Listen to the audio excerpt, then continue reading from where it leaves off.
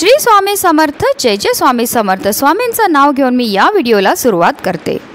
हिंदू धर्मात देवांचे देव महादेवांना विशेष महत्त्व आहे। महादेवांना कालाष्टमी तिथी समर्पित आहे। पंचांगानुसार प्रत्येक महिन्याच्या कृष्ण पक्षातील अष्टमी तिथीला कालाष्टमी साजरी केली जाते। या दिवशी महादेवांचे उग्र रूप असलेल्या कालभैरवांची पूजाही केली जाते। कालभैरवांना काशीचा कोतवाल असं सुद्धा म्हटलं जातं। या दिवशी उपवास करून भक्तिभावाने पूजा करणाऱ्या भक्तांच्या सर्व मनोकामना भैरव बाबा दूर करतात। त्याचबरोबर अकाल मृत्यूचं भय सुद्धा राहत नाही। कृष्ण पक्षातील अष्टमी तिथी 30 मे 2024 रोजी सकाळी 11:44 सुरू होईल, तर दुसऱ्या दिवशी म्हणजे 31 मेला सकाळी 9:38 समाप्त होईल आणि उदय तिथीनुसार गुरुवारी म्हणजे 30 मे रोजी कालाष्टमी साजरी केली जाणार आहे।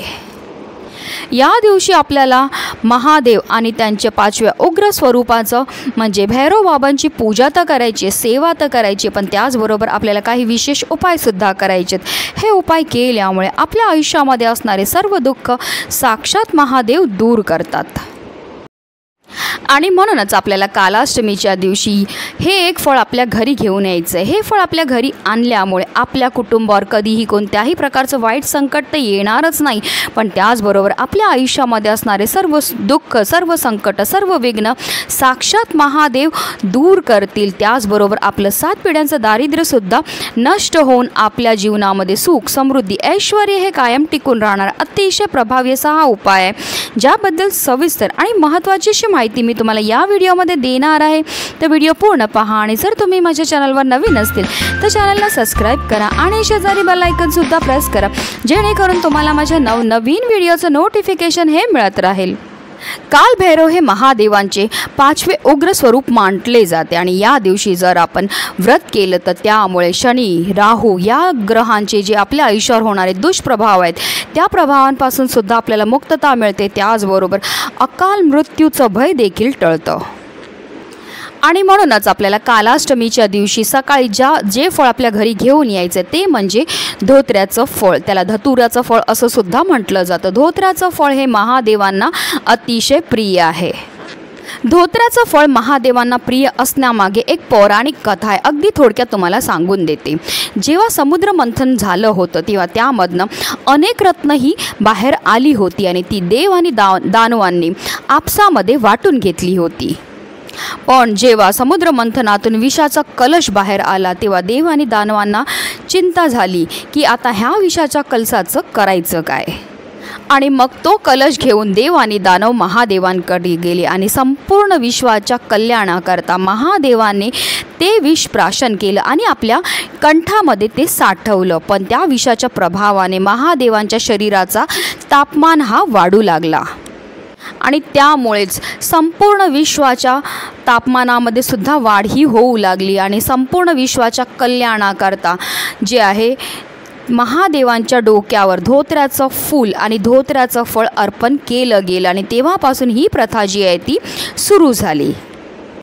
आता हे धोत्र्याचं फळ तुम्हाला कुठे मिळेल? तुम्हाला सहज तुमच्या अवतीभोवती धोत्र्याची फुलं किंवा धोत्र्याचे जे फळ आहेत ती सहज मिळतील। आता तुमच्या इथे झाडं नसतील तर जिथे फुल भंडार असतं तिथे सुद्धा तुम्हाला सहज हे धोत्र्याचं फळ जे आहे ते मिळणार आहे। तर तुम्हाला एक धोत्र्याचं फळ आपल्या घरी घेऊन यायचं आहे आणि घरी आणल्यानंतर त्याला स्वच्छ पाण्याने आपल्याला धुवून घ्यायचं आहे।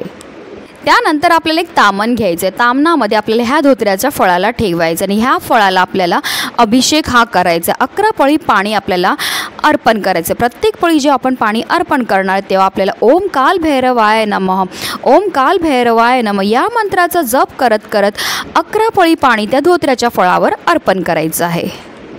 हा संपूर्ण उपाय आपल्याला देवघरामध्ये बसूनच करायचा आहे, म्हणून सगळ्यात पहिला आपल्याला देवघरामध्ये दिवा हा प्रज्वलित करायचा आहे। कारण कोणतीही सेवा किंवा कोणताही उपाय करताना आपल्याला अग्नीच्या साक्षीने करायचं, दिवा प्रज्वलित करायचा आहे, आपली देवपूजा करून घ्यायची आणि त्यानंतर लगेचच हा उपाय तुम्हाला करायचा आहे। त्यानंतर आपल्याला काय करायची, एक प्लेट घ्यायची आणि प्लेटमध्ये थोडीशी हळद घ्यायची, हळदीमध्ये थोडंसं पाणी टाकायचं आणि त्याचा जाडसर आपल्याला लेप हा तयार करून घ्यायचा आहे।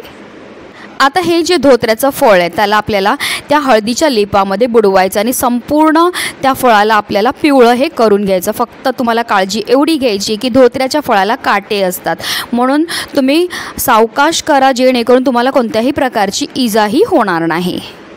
आता आपल्याला देवघरामध्येच आसन घेऊन बसायचं आणि हे जे फळ आहे ज्याला आपण पिवळं करून घेतलेलं ते आपल्या उजव्या हातामध्ये ठेवायचं आहे आणि आपल्याला एक माळ जी आहे म्हणजे 108 वेळा आपल्याला श्री शिवाय नमस्तोभ्यम किंवा तुम्ही ओम नमः शिवाय किंवा तुम्ही ओम काल भैरवाय नमः या 3 मंत्रापैकी कोणताही एक मंत्राचा आपल्याला एक माळ जप हा करायचा आहे.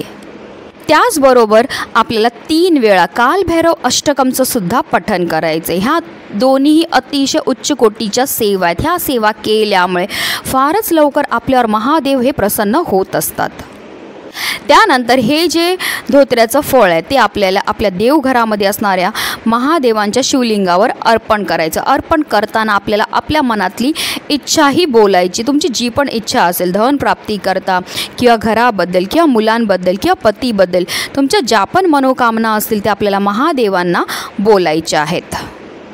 त्यानंतर संपूर्ण दिवसभर जे आहे हे फळ आपल्याला देवघरामध्येच ठेवायचं आहे आणि संध्याकाळी म्हणजे प्रदोष काळामध्ये आपल्याला हा जो उपाय तो करायचा आहे, कारण प्रदोष काळ हा महादेवांना अतिशय प्रिय अशी वेळ आहे. आता महादेवांच्या मंदिरामध्ये जाताना तुम्हाला आवर्जून 1 लोटाभर पाणी हा घेऊन जायचं आहे, कारण शिवपुराणामध्ये असं उल्लेख आहे की जर तुम्ही महादेवांना काही नाही अर्पण केलं पण फक्त 1 लोटा जल जरी अर्पण केलं तरीसुद्धा महादेव फारच लवकर तुमच्यावर प्रसन्न होतील. त्याचबरोबर आपल्याला पांढरी मिठाईसुद्धा घेऊन जायची आहे, कारण महादेवांना पांढरी मिठाईसुद्धा अतिशय प्रिय आहे. आता पांढरी मिठाई तुमच्याकडे नसेल तर तुम्ही साखर घेऊन गेले तरीही चालणार. तर आपल्याला महादेवांच्या मंदिरामध्ये जाताना 1 लोटा जल, त्याचबरोबर पांढरी मिठाई, पांढरी फुलं आणि हे धोत्र्याचं फळ ह्या वस्तू घेऊन आपल्याला महादेवांच्या मंदिरामध्ये जायचं आहे. मंदिरामध्ये गेल्यावर आपल्याला सगळ्यात पहिला पांढरी मिठाई महादेवांना अर्पण करायची आहे. त्याचबरोबर जे हे जल घेऊन गेलेलं ते आपल्याला 1 धारेमध्ये महादेवांच्या शिवलिंगावर अर्पण करायचं. अर्पण करताना निरंतर आपल्याला श्री शिवाय नमस्तुभ्यम या मंत्राचा जप करत करत हे जे पाणी आहे ते अर्पण करायचं आहे. त्यानंतर आपल्याला जे धोत्र्याचं फळ आहे ते आपल्या मनातली इच्छा बोलून आपल्याला शिवलिंगावर अर्पण करायचं आहे. त्यानंतर तिथेच बसून जे आहे आपल्याला पुन्हा एकदा महादेवांना आपल्या मनातली इच्छा ही बोलायची आहे. जर तुमची जी पण मनातली इच्छा असेल धन प्राप्ती करता, घराबद्दल, मुलांबद्दल, पतीबद्दल ती आपल्याला मनोभावे महादेवांना 7 वेळा बोलायची आहे. अतिशय प्रभावी असा हा उपाय केल्यामुळे आपल्या आयुष्यामध्ये असणारे सर्व संकट, सर्व विघ्न, सर्व दोष साक्षात महादेव दूर करून आपल्या संपूर्ण कुटुंबाची भरभरून अशी प्रगती होणार आहे. म्हणूनच व्हिडिओ जास्तीत जास्त लोकांपर्यंत शेअर करा जेणेकरून प्रत्येकाच्या आयुष्याचं कल्याण हो. ही स्वामी चरणी प्रार्थना. श्री स्वामी समर्थ. जय जय स्वामी समर्थ.